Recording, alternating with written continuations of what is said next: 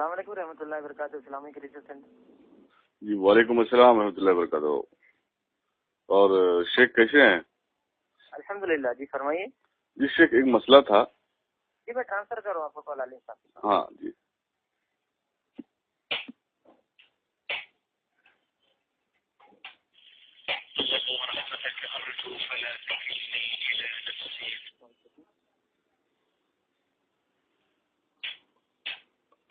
Hello السلام علیکم. وعلیکم السلام. ہاں شیخ ایک مسئلہ تھا تھوڑا. جی مسئلہ یہ تھا کہ اگر بلی کسی چوہا بلی اگر کھا کے اسی وقت پانی میں منہ ڈال دے یا کچھ وقت بعد پانی میں منہ ڈالے تو اس پانی کا کیا حکم ہے؟ بلی کا جوٹا تو پاک ہے نا. لیکن بلی نے چوہا کھایا ہے. ہاں تو کچھ بھی کھائے. اچھا جی چوہا ناجس نہیں ہوتا ہے؟ چوہا نجس تو ہوتا ہے لیکن کھانے سے کوئی مسئلہ نہیں نا. اصل بلی کا مسئلہ ہے. لیکن اس کے ڈال دے تو منہ ڈال دے تو پانی ناپاک نہیں ہوتا ہے. لیکن شیخ اس کے منہ میں تو نجاست لگی ہے نا. اس سے کوئی فرق نہیں پڑتا ہے نا. آپ دیکھیں, آپ مرغیوں کو دیکھیں گے جو دیہاتوں میں مرغیاں ہوتی ہیں جی وہ گند بھی کھاتی ہیں. جی انسانوں کی گند کو بھی کھاتے ہیں وہ. جی جی اس کو تو کاٹ کر کے کھایا جاتا ہے نا. کھایا جاتا, کھانے کا مسئلہ میں نہیں پوچھ رہا ہوں شیخ. جیسے کہ مثال کے طور پہ چوہا جو ہے ناجس ہوتا ہے نا, تو وہ اس کو بلی کھائی اور ترنت پانی میں منہ ڈال دی, حالانکہ اس کا لید اور خون اس کے منہ میں لگا ہے, تو اس پانی کا کیا حکم ہے؟ یا پھر کچھ دیر بعد پانی میں منہ ڈال دے تو پھر اس پانی کا کیا حکم ہے؟ دیکھیں, میں جہاں تک میرے علم کے حساب سے کوئی مسئلہ نہیں ہے, لیکن یہ کوئی ضروری تو نہیں کہ آدمی اس کو استعمال کرے. سمجھ رہے آپ میری بات؟ جی اگر پانی میں بلی منہ ڈال دی ہے, ویسے چاہے چوہا کھائے یا نہ کھائے, تو یہ آدمی کی طبیعت کے اوپر ہے. اگر اس کا دل برداشت نہیں کر رہا ہے تو نہ کھائے, اس بات نہ پیے پانی. نہیں ٹھیک ہے, وہ طبیعت ٹھیک ہے, لیکن شران اس کے اوپر کچھ حکم ہوئے ہے. میں یہ کہہ رہا ہوں وہی ہے کہ بلی کا جوتا جو ہے پاک ہے.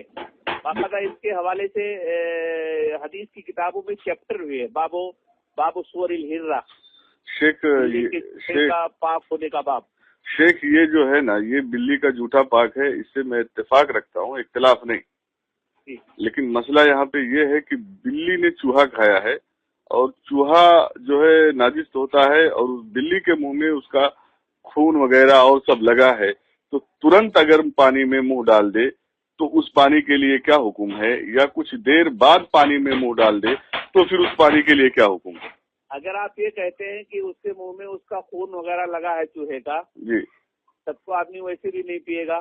پاک اور پاک کا سوال ہی نہیں ہے.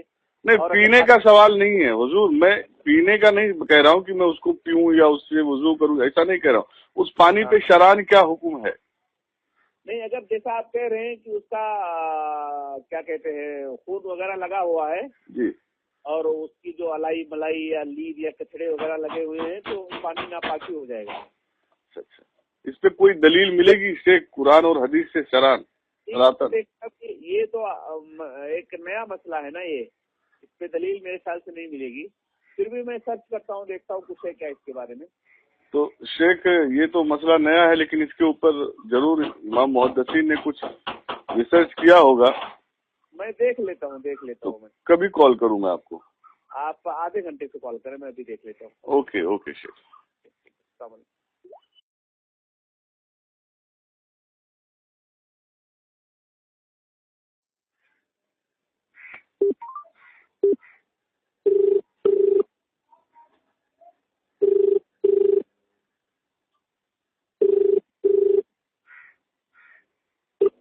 السلام علیکم رحمۃ اللہ وبرکاتہ. اسلامی کریچر سینٹر. ہاں وعلیکم السلام. یہ اپنا شیخ صاحب نے مجھے واپس آدھے گھنٹے بعد کال کرنے کے لیے کہا تھا. جی, تو واپس کیا ہوں, جو ٹرانسفر کر دیجیے. عالم صاحب سے بات کرنا تھا کیا؟ ہاں ہاں, عالم صاحب سے. جی جی مطلب.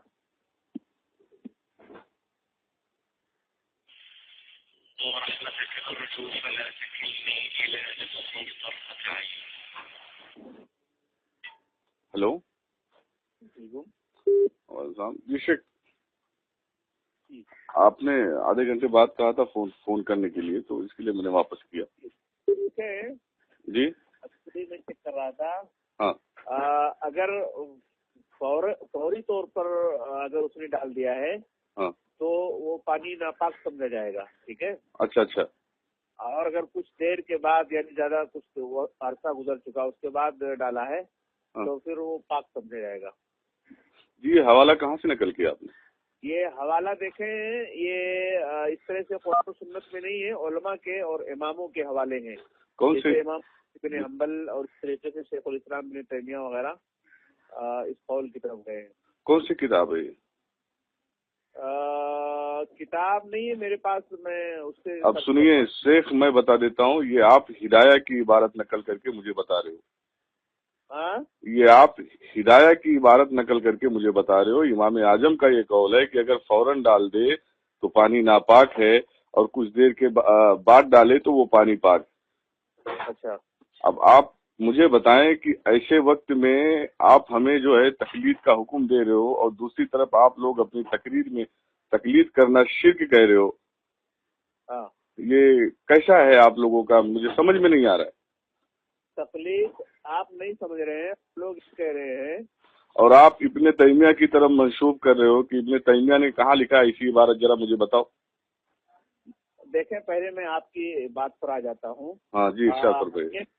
تقلید کس کو کہتے ہیں؟ وہ چھوڑیے، تقلید چھوڑیے. اس کی دلیل جو ہے قرآن و حدیث میں نہیں ہے، اور آپ نے مجھے جس کے قول پہ عمل کرنے کے لیے کہا ہے وہ امام اعظم ابو حنیفہ رحمۃ اللہ علیہ کا قول ہے.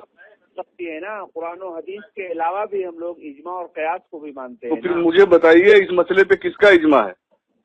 تو میں وہ کہہ رہا ہوں کہ آپ لوگ قرآن و حدیث کی طرف لے کر کے چلے جاتے ہیں، گویا ہم لوگ اور چیزوں کو مانتے ہی نہیں، ایسا آپ کا کہنا ہے.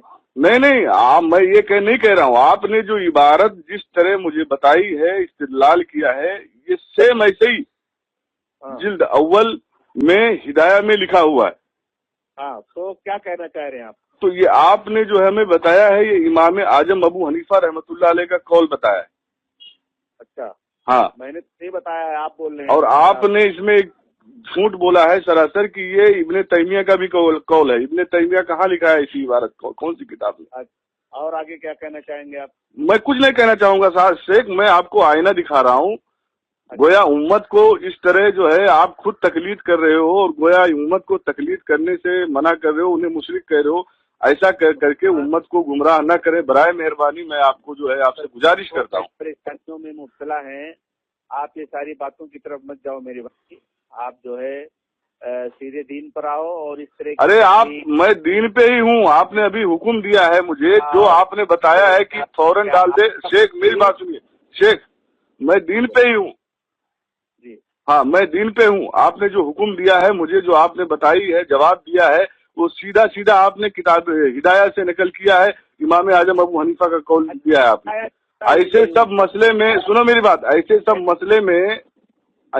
مسئلے میں ائمہ اربعہ کا غلامی کرنا ہی ایک عام آدمی کے لیے بہتر ہے، جس کی دلیل قرآن و حدیث سے نہ ملے. نہیں مانتا ہوں اور ہدایہ کو میں ٹھوکر مارتا ہوں. سمجھ رہے ہیں آپ میری بات؟ تو پھر یہ عبارت کہاں سے نقل کیا آپ نے؟ ٹھوکر کیوں مارے ہو؟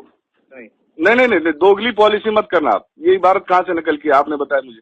ہدایہ ہمارے پاس ہے ہی نہیں ہے. تو پھر یہ عبارت کون سی کتاب سے آپ نے نقل کیا؟ آپ نے کہا تھا آدھے گھنٹے بعد ریسرچ کر کے بتاتا ہوں. آدھا گھنٹے میں کون سی کتاب میں آپ نے دیکھا؟ دماغ میں ہدایہ لے کر کے سوال کرو گے، ہدایہ نہیں شیخ. یہ آپ کی جو آڈیو ہے نا، یہ سوشل میڈیا انٹرنیٹ پہ جائے گی، لوگ دیکھیں گے، لوگوں کو نصیحت ملے گی، اور ہدایہ اسکین پیج کے ساتھ جائے گا. آپ نے یہ عبارت جو اب مجھے بتائی ہے، یہ جواب دیا ہے، جواب کہاں سے نقل کیا مجھے یہ بتائیے. ہلو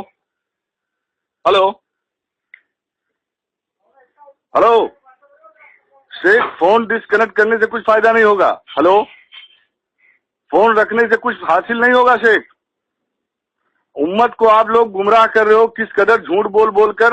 یہ امت جو ہے دیکھے گی. فون آپ رکھیے مت، ہولڈ پہ مت رکھیے، بات کریے. ہلو